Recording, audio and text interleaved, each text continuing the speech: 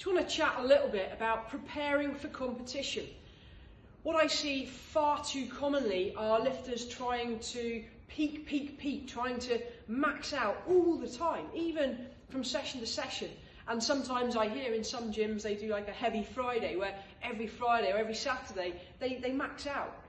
What is the point?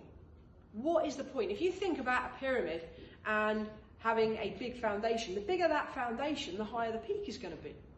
If you don't give yourself any preparation and you narrow the base of that pyramid, I think common sense says you're not going to be able to perform or peak very high. So if you want a big peak, if you want a big result, if you want to lift decent weights, then you're going to need to spend the time, put the graft in to get that foundation really solid and then build upon it. Now, how big is that foundation? How long should that take?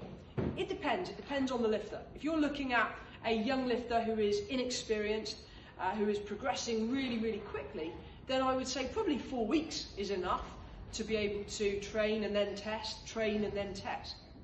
But for somebody who is a trained athlete, somebody who trains regularly, somebody who is maybe a little bit older, it takes more time to recover, it takes more time to adapt. Therefore, that foundation needs to be bigger. Now, I would be programming somewhere between 8 and 12 weeks as a good training cycle.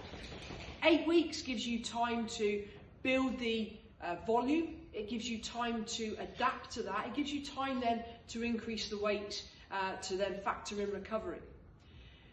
If, however, you don't do that and you just keep pushing, that's when you risk breaking down and getting injured. Now, why am I putting this post together? Because I'm frustrated as a coach. I am majorly frustrated at what I see going on.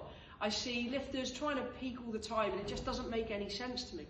I also see governing bodies, the people who should be in charge of our sport, programming competitions back to back without any consideration to the fact the lifter actually needs to train to be able to achieve a result. This has just happened to one of my athletes again, where to qualify for an international event, they've given 4 weeks notice.